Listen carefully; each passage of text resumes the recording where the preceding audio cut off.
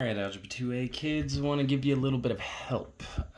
So in Chapter 2 we started talking about quadratics, and we've talked about two different types of equations of quadratics. The first one we talked about was vertex form. And this one looked a lot like what we did with absolute value. You had parentheses and squared, and then we started talking just recently about standard form. And this one's not nearly as fun. Okay, so your assignment for today / tomorrow, or Wednesday, Thursday of this week, November 18th and 19th, I gave you 8 different questions. 4 of them are in standard form, 4 of them are in vertex form. I'm going to do the odds. You're still going to need to copy those down and turn it in, and then you'll have to do the evens yourself. But I want to do the odds just to give you an idea what you're talking about. All right. Remember when it gives you this. First of all, you need to be able to look at this and say which form that's in. Well, that is in vertex form. And then I asked for 3 things. I asked for the vertex, the axis of symmetry, the min or the max. Let's actually answer the min or the max part first. Now to do this, just to tell whether it's a min or max, you need to be able to look at this and say, is this quadratic going to be flipped up or flipped down? Now, just like with absolute value, you look at the number in front, which in this case is a positive 1, since there is no number. And since it's positive, I know that this quadratic is going to be flipped up, meaning I am going to have a vertex at the very bottom, and that is going to be a minimum. So I know this is going to be a minimum. Now we'll get to what that minimum is in a hot second. Now, the vertex for this, since it's in vertex form, is super easy. You just look at the opposite of whatever number is in here. So instead of -4, +4, it's my x value, comma, 8. That's it. Vertex form, opposite of the inside, comma the outside, just like we did with absolute value. Right? Now the axis of symmetry, what we had been doing last week, is I said you just take the x value of the vertex. Because the axis of symmetry goes straight through my quadratic, and the x value of the vertex is actually the whole equation for this line. So in this case it's just x = 4. Now if I'm trying to find a min or a max, that's talking up or down, which is the y-axis. So min or max actually is asking you for the y value of the axis of symmetry. So in this case the minimum is 8. And that's it. Oh, excuse me, -8. Whoop, I almost messed that up majorly. Let me go back here. Opposite of the inside, comma the outside. Since the outside is a negative, this will be a -8. My minimum value is -8. Good? All right. So I said I'm going to do the odds. So I'm going to go down to number 3. And number 3 says y = 2x squared plus 16x plus 41. So again, you need to be able to look at this and tell me, is this in vertex form or standard form? And this is definitely in standard form. So the vertex is not going to be nearly as much fun. Well, that's a lie. It'll be fun, but it won't be nearly as easy. Still need an x value and a y value, but I'm going to have to do a bunch of math for both of them. Now the x value of the vertex, you follow this short little thing, opposite of b over 2a. Now a and b, I'm going to come all the way back up to here. Standard form, ax squared bx plus c. So a, b, and c are just the numbers, not talking about the x's. So like in this case, for number 3, a is 2, b is 16, and c is 41. So if I wanted to write the opposite of b over 2a, well, I would say the opposite of a positive 16 is a negative 16 over 2 times a, which is 2. So that is negative 16 over 4. So 2 times 2 is 4. And then negative 16 divided by 4 is a negative 4. So that means the x value of the vertex is a negative 4. Right there. Right? Now, if I want to find the y value of the vertex, all I've got to do is take the -4 and plug it in right here. So I'm going to take y equals 2x squared plus 16x plus 41. And I'm going to take -4 and I'm going to plug it in. Anytime I have an x value and I want a y value, all I have to do is plug it in. If you have a calculator, you can punch this whole thing in, or you can do it piece by piece. -4 times, or -4 squared is positive 16. Positive 16 times 2 is 32. 16 times -4 is -64. And then we add 41. And 32 minus 64 plus 41 is, what is that, a 9? Yep, positive 9. So that means I take that 9 and put it right here. So it wasn't too bad, but it took a little bit of math here. The negative b over 2a, this gives you the x part of the vertex.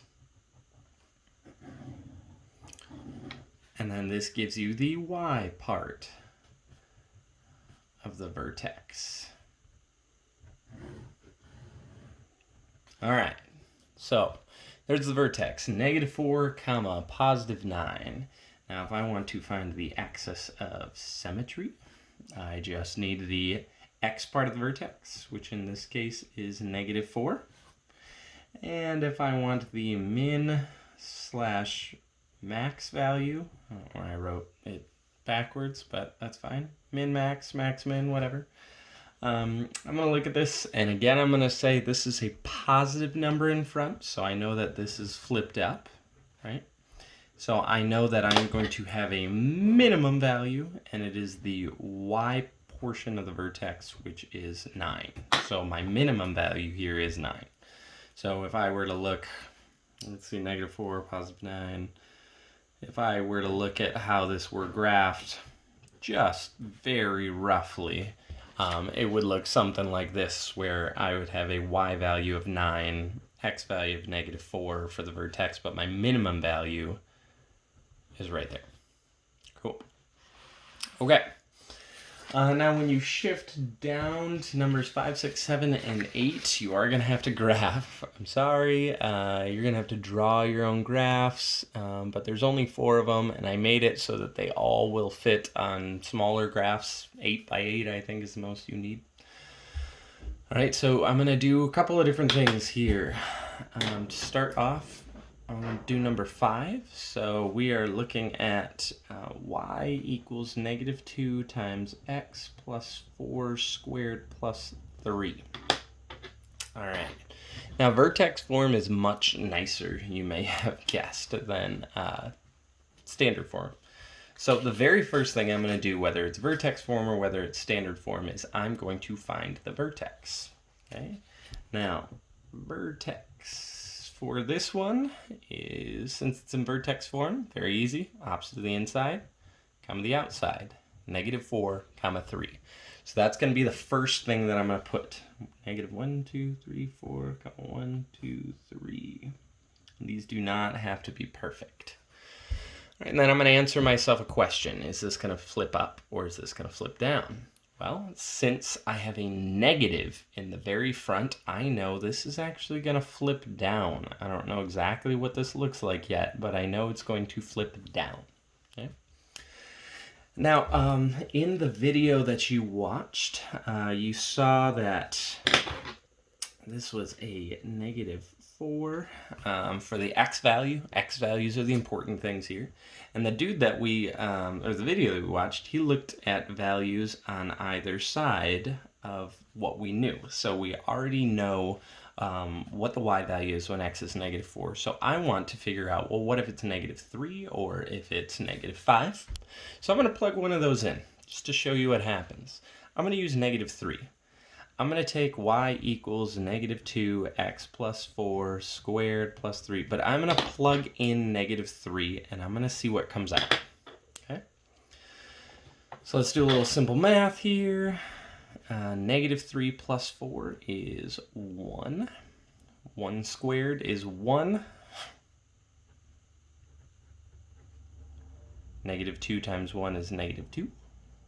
And negative 2 plus 3 is a positive 1.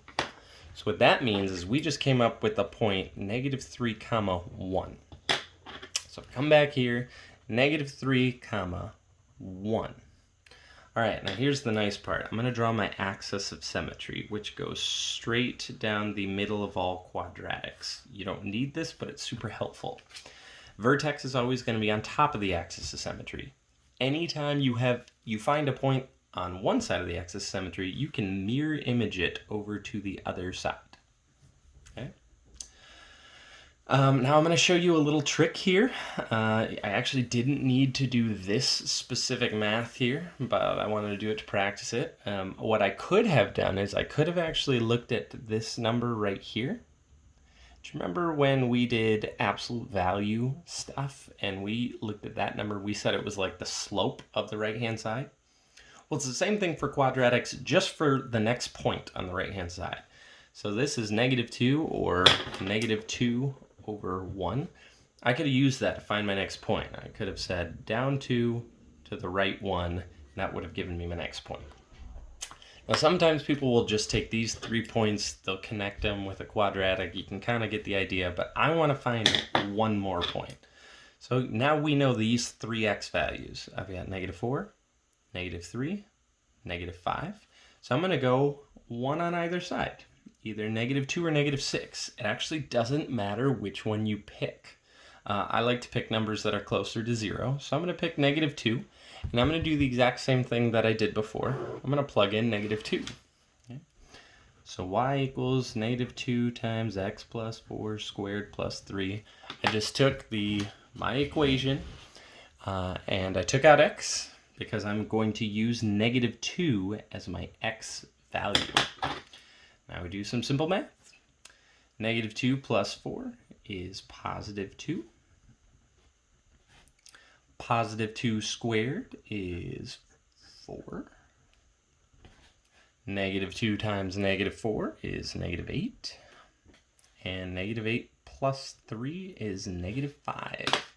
So that's the point negative 2, negative 5.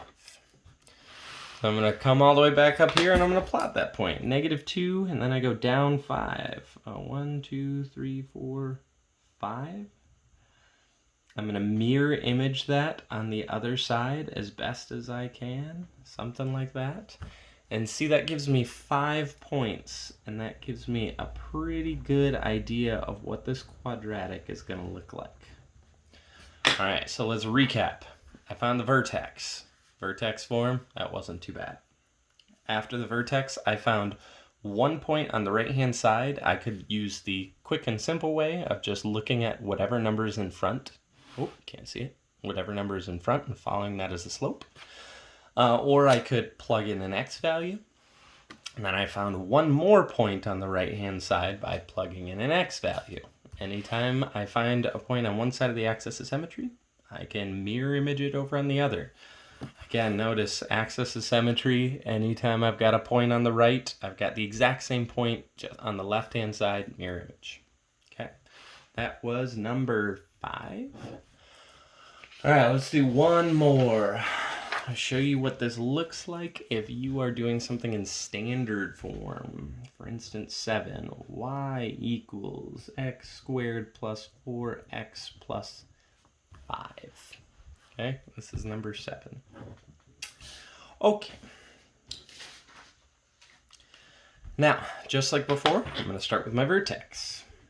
Now, this time, it's not going to be as easy as it was last time. I have to do a little bit of math. So for the x part of my vertex, opposite of b over 2a. Just need to memorize that. I mean, I guess not memorize it, but you accidentally will. So b, in this case, is 4. C is 5. And the a value would be is 1 in front. Visible 1 right here. Okay. So now we said b is 4, so the opposite of b is a negative 4. over 2 times a. In this case, we said a is 1. So that's negative 4 over 2, aka negative 2. So the x portion of my vertex is negative 2. Now if I want to find the y portion of my vertex, all I have to do is take negative 2 and plug it in. See what comes out. So instead of x squared plus 4x plus 5, I have negative 2 squared plus 4 times negative 2 plus 5. Then we do a little bit of simple math here. Let's see, negative 2 squared is positive 4. 4 times the negative 2 is a negative 8. And then 4 minus 8 plus 5 is 1. So that means the y portion of my vertex is 1. So I'm going to plot that right now. Negative 2 comma positive 1 is my vertex. Okay. Now I need to answer this question. Is this going to be flipped up or is this going to be flipped down? You look in front and say, hey, this is a positive number in front. That means it is going to be flipped up. I don't know exactly what it's going to look like, but I know it's going to be flipped up. All right, so I have this x value of negative 2. Now I want to find an x value on either side, either negative 1 or negative 3. Let's use that little shortcut I was talking about last time. I'm going to use this value for a, in this case 1 over 1, and I'm going to treat it as a slope. So I'm going to start the vertex, and this is for the right-hand side. Right-hand side in terms of the axis of symmetry. Okay? So I'm going to go up 1 to the right 1. And then I'm going to mirror image that over on the left-hand side. How'd you look at that? It's pretty neat. Okay. Now again, sometimes people will stop with 3 points. If you're ever graphing online, more than likely it'll just ask you to find these 3 points, but let's find 2 more. So if I know these 3x values, I want to go 1 on either side. I could do negative 4, or I could plug in 0. And let me tell you, 0 is actually super nice. Watch what happens when I plug in 0. Y equals x squared plus 4 times x plus 5. And I plug in 0. This 0 squared goes away, 4 times 0 goes away, and I'm actually just left with y equals 5. That's pretty nice, right? So 0, comma 1, 2, 3, 4, 5 is my next point. And then I'm going to mirror image on the other side. So I am 2 spaces away from the axis of symmetry. I'm going to go 2 spaces on the other side. Now I want to prove something to you. I want to prove this mirror image thing that I keep talking about. Because some people might ask, well, what if we had plugged in negative 4? Now watch what happens if I had plugged in negative 4. So y equals x squared plus 4 times x plus 5. If I had plugged in negative 4, we've gotten negative 4 squared is positive 16. Positive 4 times negative 4 is a negative 16. 16 minus 16, 0 plus 5 is 5. Notice I got the exact same thing whether I plugged in 0 or negative 4. And that's because of this axis of symmetry thing.